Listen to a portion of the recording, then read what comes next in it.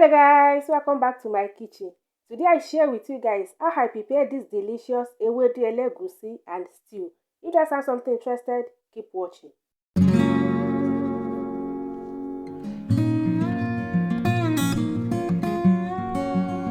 I have all the pepper prepped already. I have tomato, tatashe, chili pepper and some onion.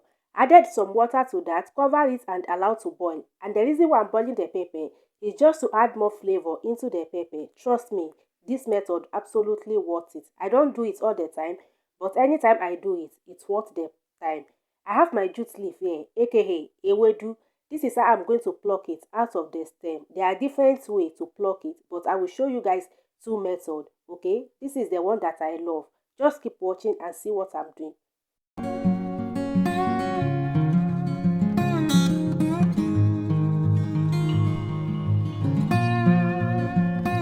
What I'm doing right here, I'm just trying to remove the middle stem, that tiny stem that is in the middle of the jute leaf. I don't want it in my ewedu soup. That is what I'm trying to do here. Just fold the ewedu leaves too. When you fold it too, just use your thumb, your thumb finger to remove the leaf out of that little stem. I don't know how to explain more than that. You guys see what I'm doing, right? I will show you guys one more and then I will do the rest off camera.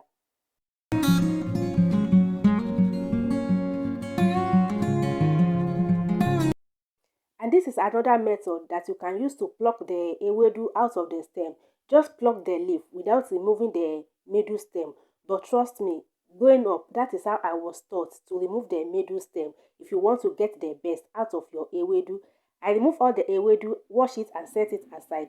And that is my egusi. I will just go ahead and blend the egusi as well and set it aside.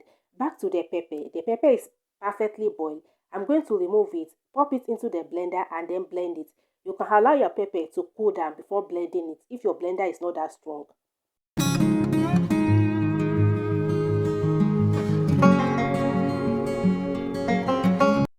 I added a good reasonable amount of oil into the pot and then allow to heat up. Once it's heated up, I transfer our blended pepper. I will just cover it, allow to boil down a little bit before I come back and add all my seasoning. When I'm making this particular type of stew, I don't add onion into the oil, okay? This is ewedu stew, but you can pair it with rice, with anything. Trust me guys, it's so simple but absolutely delicious. The stew has boiled down a little bit. Give it a quick stir and then add any protein of your choice. Fish, chicken, beef, shake, momo, whatever you have at home. It goes well with this stew.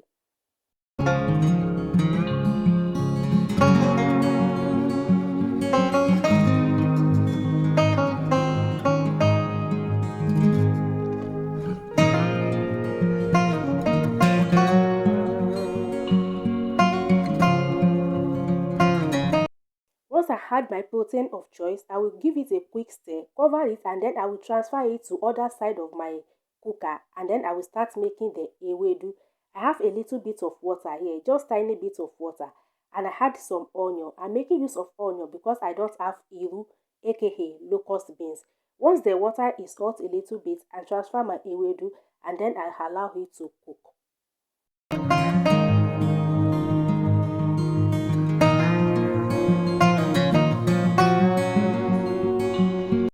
You will know when the ewedu is cooked, when the bubble has turned into green and the leaf is soft. That is when your ewedu is perfectly cooked. Mine is cooked right now. I will transfer it into the blender and quickly blend it. This is the texture that I'm looking for. Not too thick and not too runny. And you don't want to blend the ewedu too smooth, but it depends on you if you like it too smooth. I added the egusi, give it a quick stir and then I'm going to allow it to cook on a low heat.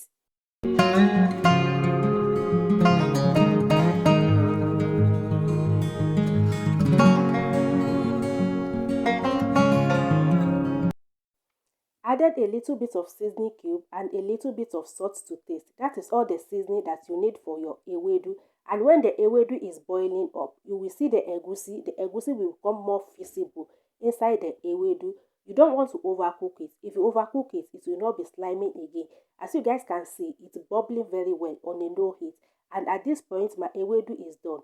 I will just stir it together with the authentic ewedu spoon and set it aside. You guys, it smells so good.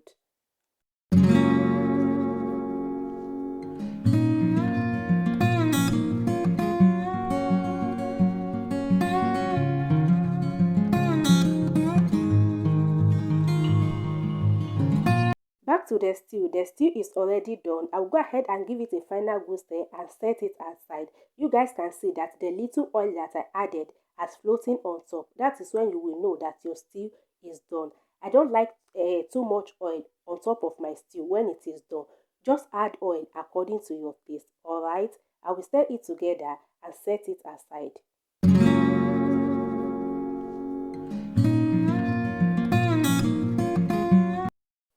I have a bowl and a sieve, and in that sieve I added my wheat flour. I will just go ahead and sieve the flour because of the particles that is in the wheat flour. I don't want it in my wheat fufu.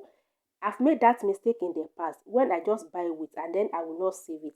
But I always ended up with lumps and particles in the wheat fufu, which I didn't like.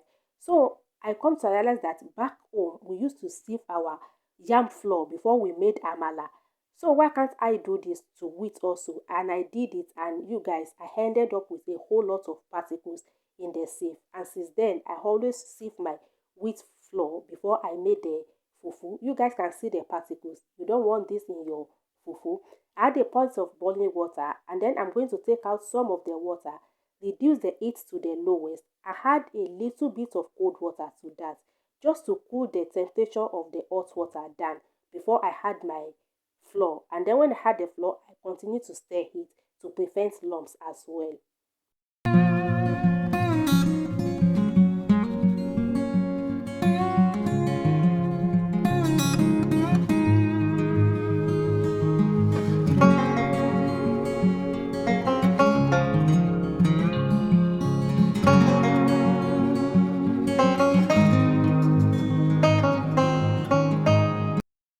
I added a little bit of more powder because I needed some of the powder, and then I continued to stir it.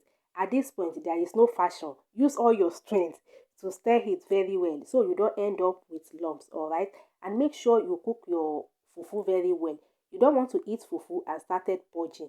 And another tips that I will give particular to wheat, don't buy a lot. Just buy little at a time. When it's finished, you go and buy another one. If you buy a lot and then you store it for a very long period of time, it doesn't come out so nice again. It happens to me, alright? Just buy little at a time. When it's finished, you go and buy another one. I hope that tips helps. Just continue to stir your fufu and make sure you cook it very well, alright? You don't want to eat wheat and start purging.